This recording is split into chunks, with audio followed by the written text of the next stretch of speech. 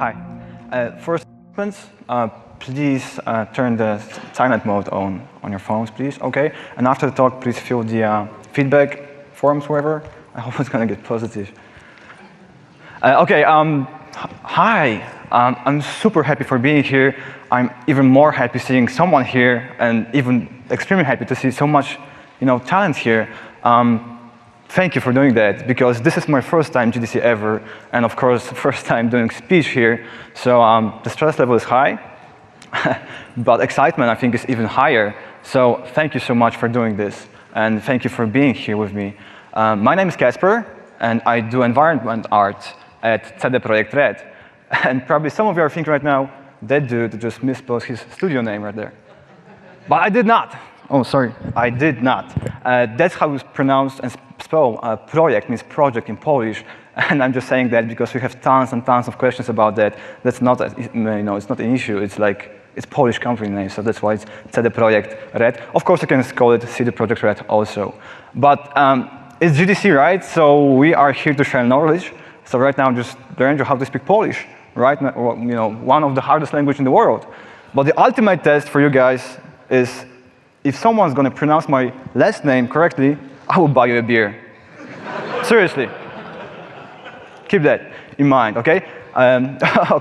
So without further ado, we're going to talk about how we managed to build Beauclair. But before we're going to start, I will ask you a few questions. First of all, who played The Witcher Wild Hunt? OK, nice. Thank you, guys. Who played Hearts of Stone? OK. Blown Wine? OK, that's actually good that not every single one played the game. So to give you kind of the background about the things we're going to talk today, I would just play the teaser for you guys.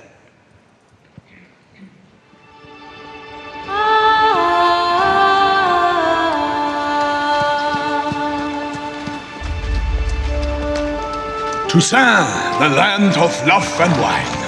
Exactly how I remembered it.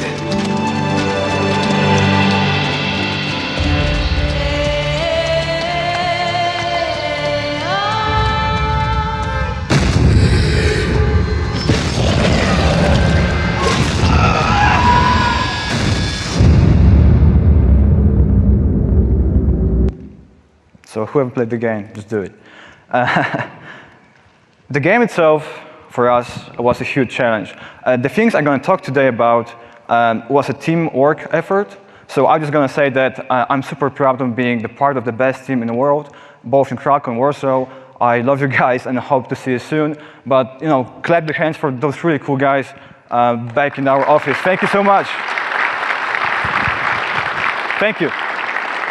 OK, so it was a huge challenge for us because, as you know, Blood and Wine is an expansion pack. But content-wise, it's AAA game. So we had like a very short time for doing this, but lots and lots of things to do content-wise. Also, it has a new setting. So for those of you who haven't played the game, the basic game, Wild Hunt, Wild Hunt is kind of a game that is not the place you would like to go for a vacation. I can guarantee you that. Even I was afraid of doing that sometimes. So it was kind of dark, greenish, dangerous, gory, and art had to support this feeling of kind of dangerous, right? But on the other hand, as you saw in the teaser, Toussaint is very vibrant, very colorful. We used very saturated colors just to give the feel of happiness, because it's actually a land of happiness. People are drunk there all the time, drinking wine. That's why they're happy. I would go there. So this is the place for you guys to go to visit for a vacation. It was inspired, of course, we got the basic idea from the books, but we got inspired by France and Italy. There are like lots of wineries there, super sunny days. It's awesome. But on the other hand, it is the Witcher game. So we had to create this second bottom, this kind of darkish bottom, because again, Witcher Geralt is Monster Slayer, so he has to do somewhere there, right? So it was a challenge for us. Also, we had to create another city, which was different than Novigrad from the base game. And we had some kind of art goals for us. And those art goals, for instance, were we have to go with different things that we did in Novigrad, with different architecture, different color, different overall feel, and also we're trying to make some improvements, like put more content there, put more crowds in the streets, and make the city feel even more alive than it was done in Novigrad. But content, more content, packed content, we're doing games, right? And we got our tech goals also, unfortunately. So we have to figure out how we can, those two goals, the tech goals on one side and the art goals on the other side, how we can find like a balance between those and figure out what we can do, because those goals, they kind of didn't like each other. They were going each separate way and didn't want to cross somewhere. So this talk basically is how we managed to marry our art goals with tech goals, having around 700 megabytes for usage. So I will cover how we designed the city, what was our artistic vision for it, what kind of challenges we had, and how we solved those, what kind of performance goals we had, because we were trying to put the game on every available hardware at that time. And we also did few improvements to our pipeline. At the end, I'm pretty sure I'm going to have some time to answer your questions. But we got a lot of things to cover, so without further ado, guys, let's go. As probably you know, because you should know, that every single project should start with pre-production and planning. It's safer like that, basically. So our city, because I will talk mostly about the city itself, the basic idea was taken from the books. Having the experience from Wild Hunt, we knew how extremely important it is to create very friendly for the player navigation within the urban environments, because he has to have fun there, not be frustrated because he doesn't know where he's at. So we knew that this is something we need to figure, and this is our key goal at this point. So we started with things that are in the books. And in the books we have, of course, the city itself, which also worked as the navigation point for the city itself from different districts. We took the Gorgon Mountain, which is the biggest mountain in Tucson. It serves the purpose of landmark for the whole world, but also for the city itself, because it's very, very tall, so player can navigate seeing the Gorgon Mountain. And Palace, which was is kind of above the city, which helps us also to create this another navigation point for the player to keep an eye on going to this kind of north part of the town. So having those three pillars, kind of we start building the first layout. We also knew that the town is on a slope, so we figure out how we're going to have it set up at the first draft. This is our first draft for the layout. We divided it into four districts. The reason for that was to make the structure more logically and easy to kind of support. And also, it was easier for us to delegate the work for different artists throughout the different districts. And here you got the same layout with those things that were, for us at that point, very important. We had those green parts are the locations that the story team and quest team provide us. Like the number 1, it's Market Square. Number 2 is Cemetery and Temple. Number 4, those are stables. And number 3 and 5, those are some kind of parks at that point in the town. And number 6 is by the lake, really cool place you can hang out with your wine in Beauclair. We also have the streets or the paths that player could take at that point, and those yellow dots, those were the gates. So we started to test the layout, the block out, and this is how it looked at that point. We of course used gray meshes. We also had some kind of more high quality meshes at that point because some artists were doing that. But we did everything we could to support that landmark navigation part. In here you can see the Gorgon Mountain in the back. Here we're by the lake, and we still can see the Gorgon Mountain, but also you can see the palace over there. So going that, you're going to the north part of the town or to the palace, one of the most important locations in our game. Different location, different spot in the town, still palace is super easy spot for the player. So he's got this different signs basically where you want to go and which way he should go.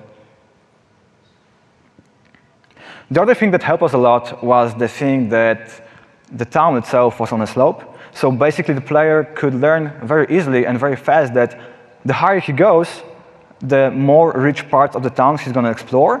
And this, in our case, the Elven Palace is got different architecture type because it's Elven Palace, right? So the higher the player goes, the different districts he will explore, and the Elven Palace in the top, kind of lower, we got the rich part of the town, even lower, we got the poor part of the town, and on the bottom of the slope, we got the harbor. And also, those different districts had different architecture type, so also it supported the different feel and uniqueness to every district.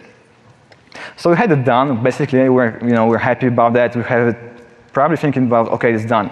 But was it? How do you think? Not really. We had some spots very hard for the player to figure out where he's at because it was hard for him to see the landmarks. Also, at that point, we're trying to figure out how we can create very long distances for the very long views. Basically, we were kind of thinking about that might be kind of expensive, but still we were figuring, okay, let's do it. Why not? And here is the example of that you don't see Gorgon Mountain. The small mountain over there is not Gorgon, and you don't see the palace. So just a tree is kind of not enough for the player to figure out where he's at. So we have spots like that. And also like here, very long street, which after we can imagine that would look awesome in a game, but still it might get expensive. And if we're going to see on the left, we're going to have the parts of Market Square there, which also we knew at that point that going to get very dense with crowds and different decorations. So we found those spots and we figured, okay, that might be actually too risky to leave it like that. We need to do something with it. So we grabbed our shovels and started to play with the blockout again with gray boxing that. But also what we did, we introduced in-city landmarks itself.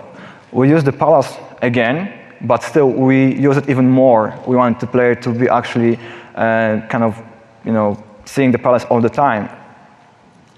Also, we went with City Hall. At the beginning, we knew we were going to have City Hall in our town, but still we made it kind of bigger, taller, so it's actually going to serve as a landmark. And we got Temple in the south part of the town, which also serves the purpose of getting the player to the different cemetery part of the Beauclair. This is the concept art. By the way, we have, again, great cooperation with concept artists in our company. So this, on the left, is like the first iteration of this temple. The one on the right is the more in-game finished model. But then again, it really worked. I know it looks like a rocket right now, but still it worked. We knew that even from the distance, the player can see something that will grab him and tell him, go there if you want to go to the south part or the cemetery part. And this is the same location as I saw before, but with the temple in the back. You can see the rocket top tip of it in the back.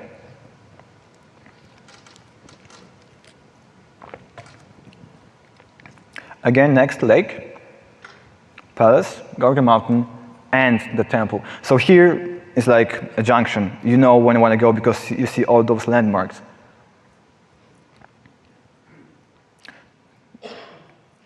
So the palace, at the beginning we use it as a landmark, but here we kind of even more use it for the purpose of doing that. We bent even the streets in the town just to make it push the player towards the palace because it was super important for us to be able to go there very easily.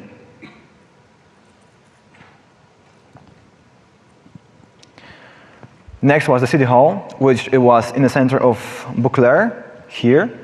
And that landmark grabbed the player and tell him how to get to the center of the Beauclair or to the main square. And here you can see going from the main gate, you are going straight to the Market Square through the town hall, City Hall, town hall. Different location, different spot in the town. Still, you can see the tip of the building there that can guide you to the market square.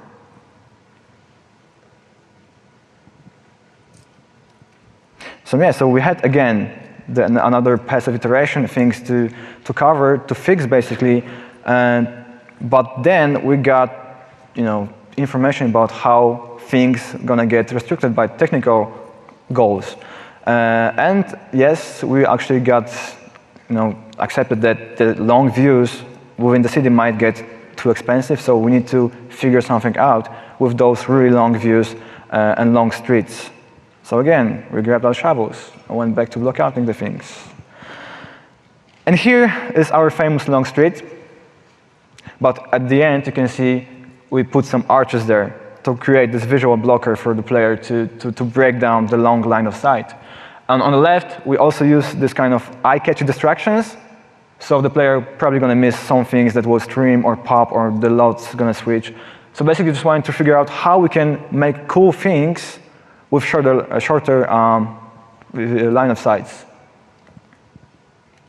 And we did it a lot. Like even here, it's not like 100% blocker, but enough for you to catch your distract your eye to figure out what's in front of you, not trying to pay attention what's behind you. And the reason for that was that we just want to try to hide the poppings, swappings, meshes, and streaming meshes into the memory. That was the whole thing.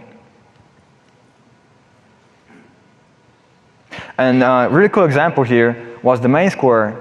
And the main square was actually the most demanding location throughout the whole game. And why? This is the top-down view of the main square. And right now, the main square is in a state with wine festival going on within the story of the game. And the wine festival itself, it's packed with decoration location. We've got tents there filled with tables with food. You've got many NPCs there, 2 stages, people are having fun. It's really cool, nice place to go there basically to have some fun. But we also had 1, 2, 3, 4, 5, 6, we had this, and 7 houses. And those houses were with interiors. Later on, I will explain you why that is crucial information for us at this point, but still, we got 7 houses with interiors, full decoration interiors. And the green spot, basically, is City Hall. Cloth Hall. This is actually the solution we used for this yellow area here, which was super, super demanding. And Cloth Hall is this visual blocker that we create to cut off the main square from the other parts of the town, just to make it possible for the engine to stream all those different things into the memory, because it's a lot of things. And it actually worked, because we ended up with really cool location, really cool place, but still you cannot see anything before going to the main square, so the engine can get the time to stream all those things into the memory. And once you're going to go around the small wall, you're in the market square, which is ready to go, ready to play. And we did this a lot. This is, again, our famous street, long one. As you can see, we kind of pushed a little bit further that kind of visual blocker, the visual wall, but still we have those distractions on the left. So it's hard to figure out if the things are changing and popping in front of you. Of course, we had to put a restaurant there, because why not? And behind the restaurant, we got the actual wall, just to cut off the lake park with the center part. And of course, we ended up with really cool structures for the player to explore. Also, Beauclair is very different in verticality, so that helped us a lot also. So here, it's hard for you to see what's above you, but once you're going to get there, you're going to see everything is in the memory streamed in. So like here, you got this place by the bank, but you're going to see it right in front. You're going to get there, basically. Similar situation here, but the other way around. It's hard for you to see what's beneath you until you're going to get, basically, to the spot by the barrier. So those things beneath you, you cannot see right now, that probably going to be streamed in the memory, and all is working good. We also did things you saw before. We kind of mixed it up, the visual kind of distraction plus this different height variation. So also you probably don't want to see things that are going to be popping there because of that structure. And the last thing we did all the time, we did bend the streets. First of all, it looked very natural, and second of all, it actually breaks the line of sight pretty well and looks really nice. So it's not like a straight line. You need to take at least 2 turns to see the end of the streets.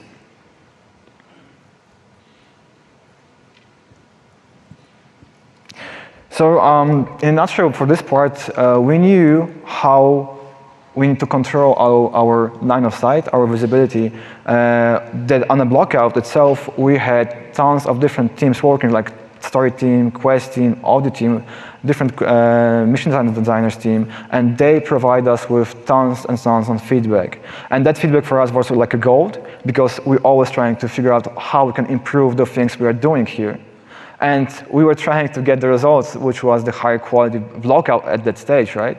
So I have really cool examples for the feedback. Like here, we are going from point B to A, and we just move those houses away to create this small path here, which is kind of basic idea, right? But we didn't see that before. We were going all around from our point A to B with those red lines.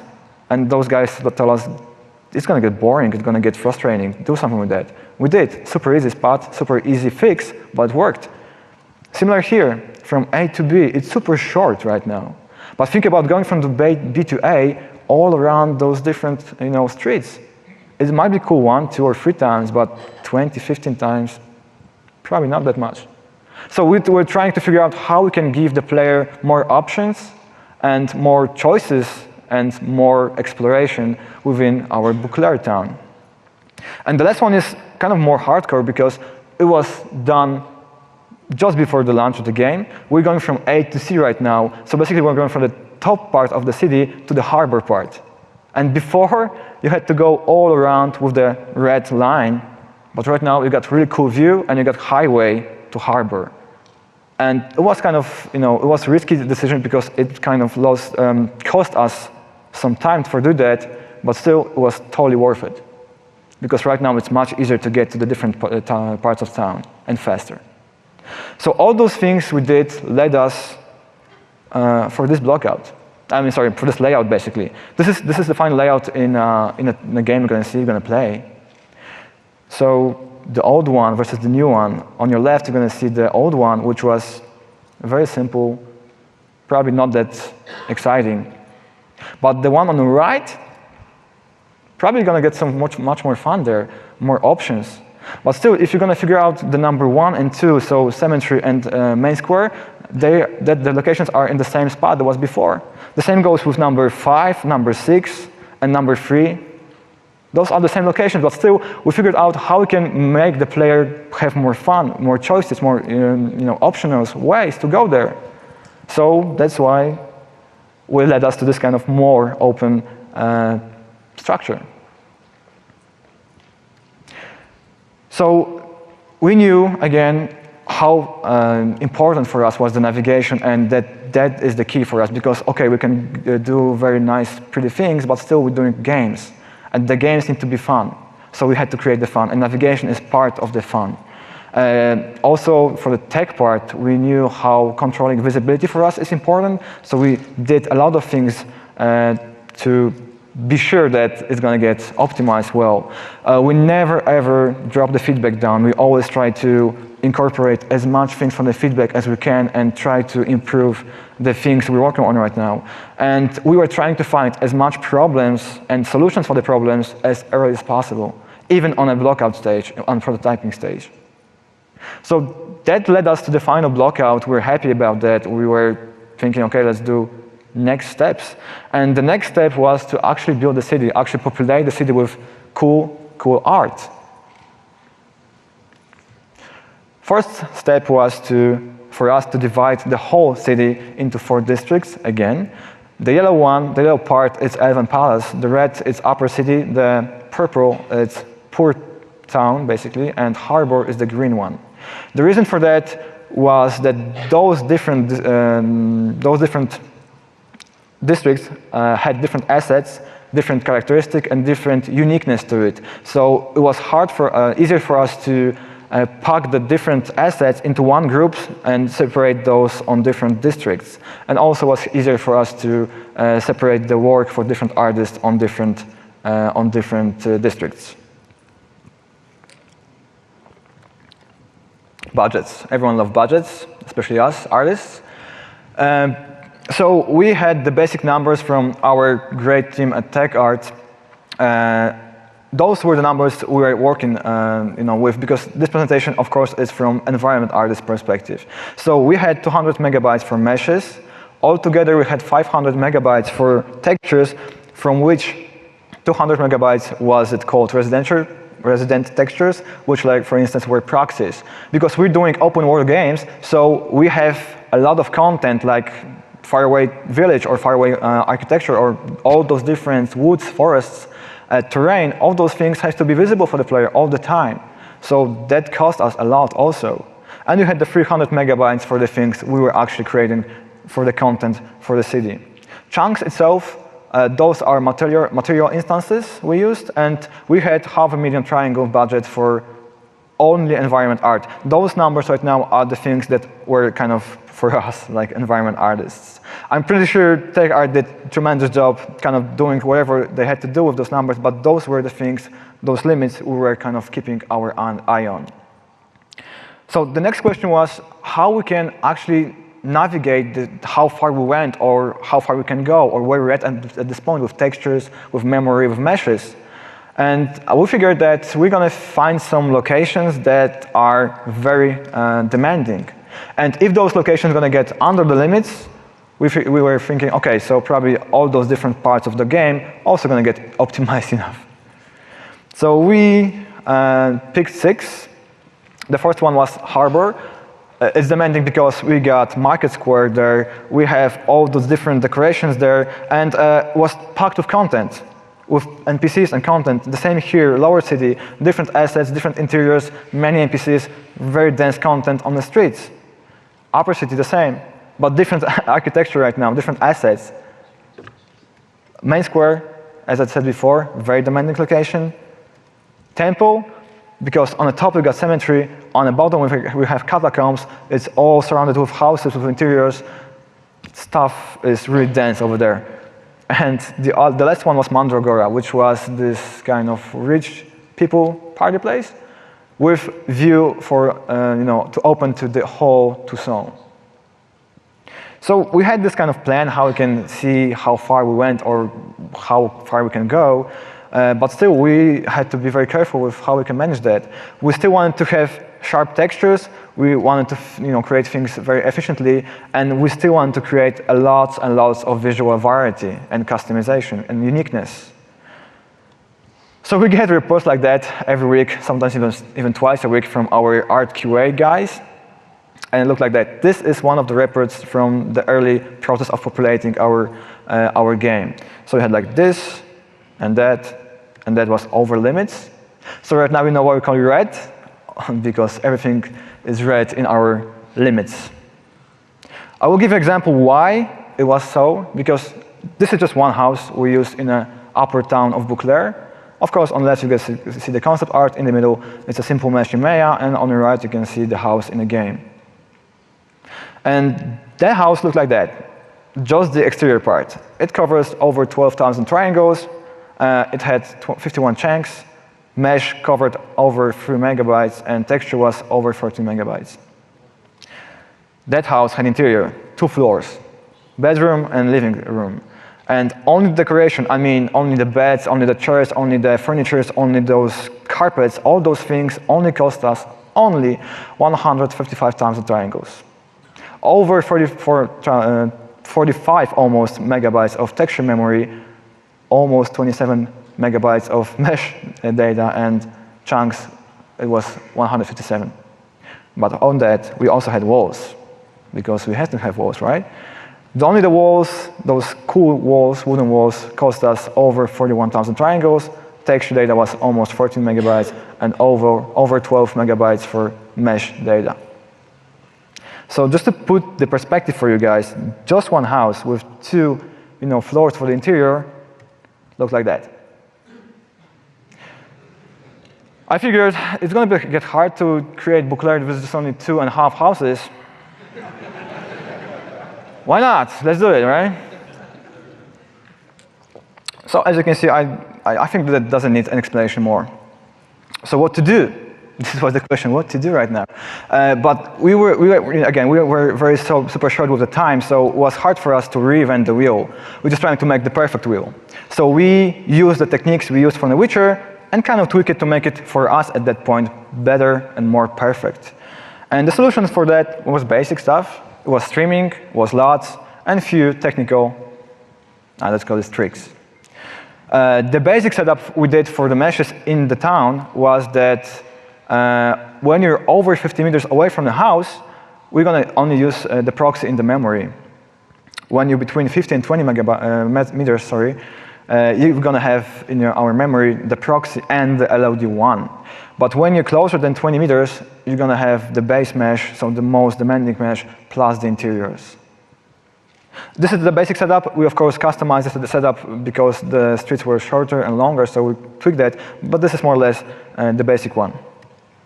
Our same house, just different paint job, but you can see how costly was those house.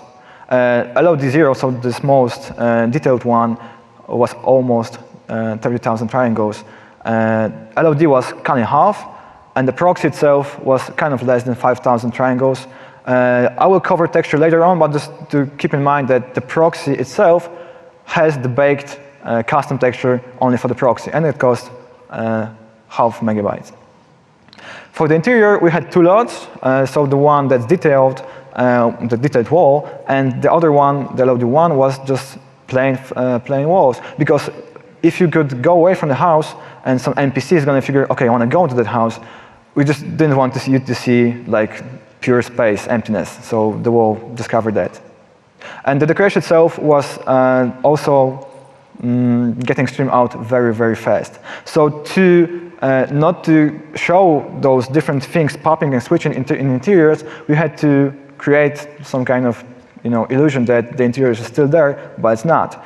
And we used this parallax shader. So this is a simple plane. There's nothing inside the house right now, but it gives you the illusion that the interior is there. So you think that, okay, there's a room there. I probably might go inside. And you might, but right now it's nothing there. Bless you. So we had those tricks, we had those solutions, we had those tools. So are we clear of risks? Are we just going for vacations right now? Not really. We also need to hit smooth frame rate for all the hardware you're putting the game out. We still had and still have big long views all around the Tucson, packed with meshes. And the scenes were really, really heavy. Like this one here, you can see we got the town, we got all the different districts below us, we got the different locations in the back, all the terrain, all the foliage, all the water. It's heavy. But we used the same technique we used in The Witcher, and that was the support from Umbra. We used it, and it helps us a lot to get this rendering time lower. And from our point of view, how we prepared the meshes from Umbra was that if you're going to go and see the house like that, our famous blue house, let's just say you're going to see only the top part of the house. So the Umbra will see only 2 meshes right now, and the Umbra will render only almost 3,500 triangles. But if you're going to see the middle level and the top level, we're going to get more meshes to render, and the overall triangle count, we're going to get close to 10,000 right now. And of course, you're going to see the whole mesh is going to get over 13,000 triangles altogether. But still, it helped us a lot. And the other cool thing here is that we ended up with cool Lego blocks, the different pieces for the house, that we could build different variations from the same spots, the same blocks, parts, puzzles. And that gave us the tools to create much more variety for our houses, having the same meshes. It was a win-win situation right now. So we had that feeling that knowing our limits gave us enough feedback to figure out how we can approach and what kind of things we can do to fit into the limits. We again used the techniques we used before, with kind of a twist to fit our needs at this point even more. We had tremendous support from our tech team. We used Umbra to improve the rendering time, and with that, we got even more customizable assets for us. So we had the meshes done, right? But right now, we need to figure out how we're going to paint all those meshes and those big flat surfaces. We still wanted to go with twice as dense texture as it was in The Witcher. We still wanted to have very unique look to every single house. And we had lots and lots of big surfaces to cover. Just to put it in perspective, this is the same house, just back of it, one wall, all those different floors. In our engine, 1K texture covers 0.6 megabytes. And we wanted to go with 1K texture on every 4 square meters. So if I would like to create one custom texture for the wall, I should go with 5 or 6K texture just for one wall. So 4 sides of the same house would cost me around 72 megabytes of the texture memory. So then again, it's kind of like that. It's impossible for us to get 4 houses and build the whole town with 4 houses. So we figured that's impossible for us. We cannot go with custom textures. We need to figure out a way of doing those differently. And again, we just couldn't afford that, but still we would not sacrifice our art vision and uniqueness and customized look to every single asset. So again, we drove to our friends at TechArt, and we were talking about our needs and our things we want to do. And they came up with a really cool solution. We call this blend shader. It's of course a vertex shader. This is the setup for this upper Ridgetown houses. It's going through the clean plaster, throughout the bricks to the kind of clean plaster bricks, wherever. But it worked perfectly. Those textures were mixed in between with those black and white masks. On top of that, we could put the tint over on any color. That's why those textures are so monochromatic, because it was easier for us to put a color over it. And on top of that, we could put, we call this pattern. It was kind of a decal of having this final touch of uniqueness to every single surface. And it worked. It was really nice. It worked over the bigger assets and small assets, of course, with different set of textures. So the first step was, of course, in Max, we had to paint the mesh as we wanted to make it look cool, unique, and just to be happy with it.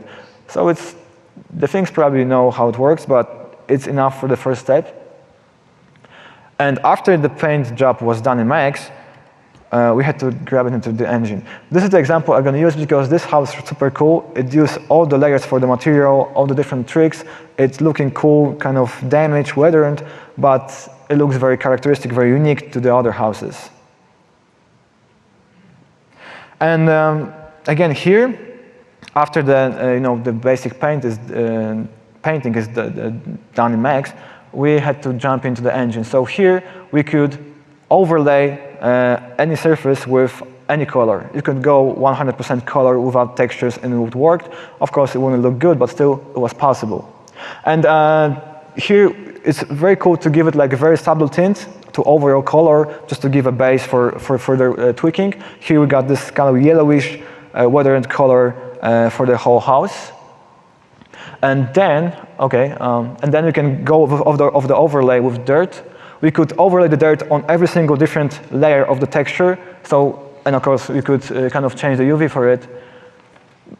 So you could make it unique and custom to every single surface with that, with overlay this dirt. It has to be subtle, of course. It's not like this. So I'm going to go probably with 0.2. It gives that very cool, unique look to it. And then we could go and give a tint, color tint to the different layers of the materials. So for instance, like here, we just want to go with this yellowish color only on the plaster, not the bricks. So we can figure out which layers are the plaster layer, and don't give a tint to those things beneath it, those bricks, basically. And of course, you could go with whatever color you want to go. So it was actually really fun to paint the model itself in Max, and then in our engine. It was super cool fun to make it look very unique. So here we're going to tweak and just paint the plaster and don't paint the bricks like this. And then also we could play around with contrast of the mask, so the blending between materials is going to be more or less seamless, or give it more natural, actual, scratchy feel. And the last thing we could do from this basic setup was that we could give it, hold on. Yes, we could give it a AO overlay. It was kind of faking it, but it gave us this kind of extra depth to any object we worked on. So it was really nice to give it some subtle AO for those things that were standing out. So this was this very basic setup from the Max part to the in-engine meshes. And as you can see, those houses here, they share the same materials, but they look very differently. They got different decals, different patterns, different colors, but that is all in the shader. Those the decals are put on top of it, but still we could get different variations, different unique look and custom look using those 7 textures. For us, there was this time saver and basically project saver. So again, knowing our limits gave us the tools and things that we need to figure out how we want to do things from the artistic point of view and being between the limits. And that, the solution was this blend shader we got from TechArt. We didn't want to sacrifice the art vision we had, and also we have even more customized look for the assets within this pipeline of ours. So we had the meshes done, we had the layout done, we had the texture work done, and now we had to figure out how we can do in a very fast time the open world parts of our game. And this time, not the tech was our enemy, but the time. In our studio, we are 100% handmade feel ready. We're doing everything to make it feel unique, custom, and handmade. And we did it with The Witcher. And we didn't want to sacrifice that. But still, we knew how hard it is and how time-consuming it is to do everything by hand and everything unique. So we wanted to have this golden pipeline, very fast and handmade. And we need to figure out how we can speed up our pipeline we had with The Witcher. And the basic solution was the entity system we had in our engine. So the entities are like a set of groups of different assets that some artist is doing. And that is very easy to customize, change, swap, and do whatever you want to do with it. For instance, here, I hope you're going to see something, it's very dark. Those green tinted things are the parts of the decoration deco set for this house. Here you're going to see it even better. So some artists spent like probably sometimes probably a few days doing that, but the deco team, we call that the deco team, were super cool team. They did a tremendous job with it, very cool job. So they decorated this house, they made an entity, so it was easy to make this, grab this, and change it. Like here, for instance, we have this table with food. So if someone's going to want to have different variation of the table with food, you don't need to grab the same, you don't need to grab it from scratch. You can take it, copy it, and just make some tweaks, change it to make it look unique and different, but in a much, much faster time. Like for instance, here again, we get the merchant stands for harbor part.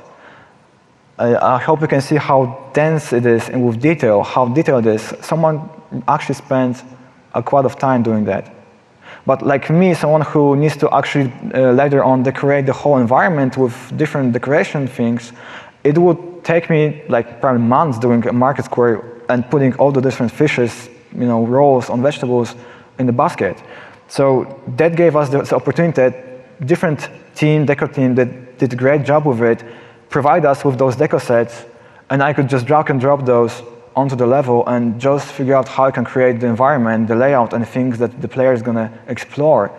I didn't need to spend days, weeks on putting the fishes on a table, which is a cool job, but I didn't have time for that. So that gave us this kind of upper hand for decoration of the whole environments here.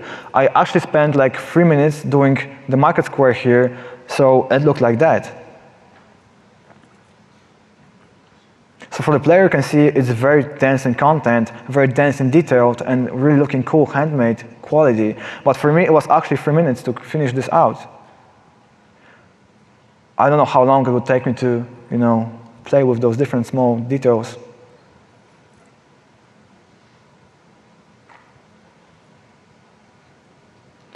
So yes, we did it. We made it faster. It was a very smart decision because we made it faster, but we still kept this handmade quality to it. And it was kind of this automatic solution, but still we didn't want to sacrifice the uniqueness to it. And it actually helped us to decorate the locations much, much faster than it would to create every single spot by hand from the scratch. So just to sum this up, we started with pre-production, and that gave us the importance of navigation. We knew how important it is to get the layout done properly to support the navigation for the player, just to give them fun rather than frustration. And we did blockout, and we tweaked the blockout as long as we figured that the blockout is going to work pretty nicely. At the beginning, we were able to identify and solve technical problems even on the prototyping stage, and we were iterating as long as we figured that the things we did right now are good enough. Thanks to knowing our limits, we knew that we need to figure out a way to do art as we wanted to do. So we didn't want to sacrifice the art vision, but still we had to maintain within the limits we were having. We used the things that we knew, like streaming, like LODs, like the tool Umbra, and upon that, we improved those things to fit our needs even more. And we had our blend shader, which was the direct solution to the texture needs for Beauclair. And we also were able to very easily improve our decoration pipeline with the entities and deco sets. We achieved actually still long vistas over Tucson. Either we close the streets in town, still we have a lot of open spaces and lots of views throughout the whole Tucson. We have the unique character of assets. Every district looked different, and yet it was optimized enough to hit the limits we had. So also we improved the texture density. It's actually twice as dense as it was in The Witcher 3. We actually have much more dense crowd system in our game that there was in Novigrad. And there is tons and tons of content throughout the streets. And also we were able to make it the faster decoration pipeline throughout the whole world. So the takeaways from you guys from this talk, I would say I hope that some of those techniques or the things I talked about will also improve your pipelines or your techniques or things that you're going to do. But my personal takeaway would be that don't be afraid of iterating. I know how much it sometimes gets frustrating to be doing those things the same all over again. But in our case, every iteration pass took us further to the better quality we did actually.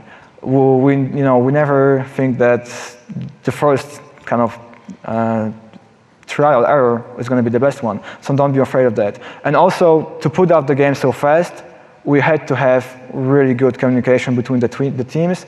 And I cannot stress enough how teamwork and communication between teams is important to get the things done efficiently and fast.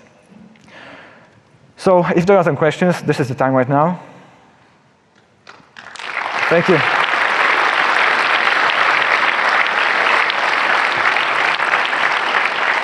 Thank you so much. Hi. Hi. Could you give any more details on your LOD creation pipeline in this, or? Okay, so the question was, what was our LOD creation pipeline, right? Okay, so it was mixed. There are situations where we had to go with doing the LODs by hand because it has to look really cool, but we also use Simplygon. And Simplygon helped us to also make the LODs faster, but there were cases where we had to go with handmade work with the LODs just to make it really look nice. Is that okay for the answer? Thank you. Hi. Hi. I'm new to environment modeling, and earlier you had mentioned you were from Poland? Yes, I am. With a Polish last name, Yes. correct? Okay, guys. Yeah? Go ahead. Kacper Niepokolczycki. It's close enough, but not there yet. But thank you for trying. Okay. Thank you. Hi. So, Hi. obviously, while working through this, you found a lot of different workarounds for the problems you guys encountered, but I'm sure no vision is always 100% complete at the end, and especially with the time crunch at the end, I imagine there were still plenty of sacrifices that you made. So I was curious, what are the big tips you have on dealing with that as a team and keeping morale high when clearly everyone's doing the best that they can, both with the technology and the art vision, and there's some things that no matter how much you would like to hold on to, you can never quite get across? Well, first of all, I think that as every artist, there's always not enough time to do the things you want to do. As long as I want to just make it better and better and better. The first reason is to, the first kind of things is to say stop, it's good enough. I know it's super hard, but it has to be done like that. It's never going to be, for you, good enough. As far as goes, as you asked about the morals in our team, you know, we got the hypes high after The Witcher 3 was released. We knew how the game is good and how you guys love it. Thank you so much for that. So we knew that it has to be, you know, the quality game. So I think that most of us had it in the head that we have to deliver. So I think that we're trying to keep each other, you know, in a friendly hug with not getting down. But still, it was hard work. But we knew that it's going to pay off, basically. So I don't know if that answered the question, actually, but it does? Okay, thank you so much. Dziękuję. Dziękuję. Go ahead. Oh, hi. Hi. I'm a huge fan, so I thought I would say that. Oh, sorry? I'm a huge fan. Oh, thank you so much. The very first one, so I thought I would say that. Also, I work at Eidos, and I'm a level designer, and I was wondering, during the blockout phase, is it the artist-driven only, or do you work with level designer?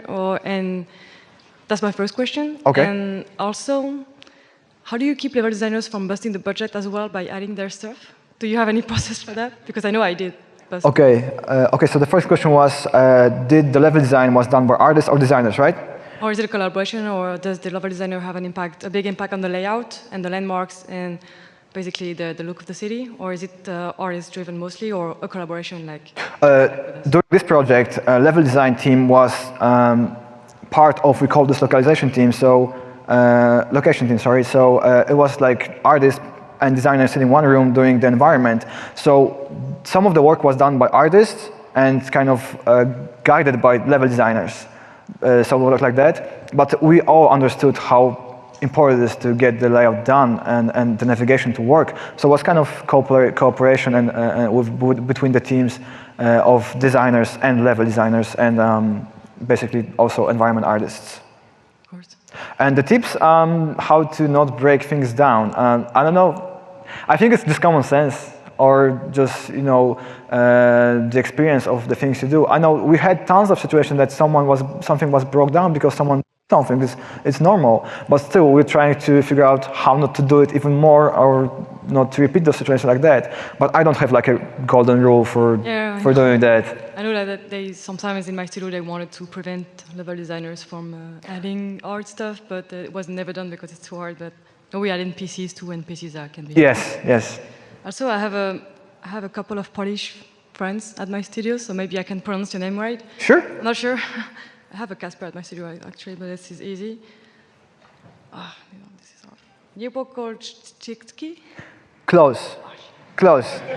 Oh, thank you for trying. Thank you so much. Thank you for the talk. Thank you. Hi. Hi. I actually didn't have a question. Just wanted to say that game came out amazing. So, thank you so much. Thank you.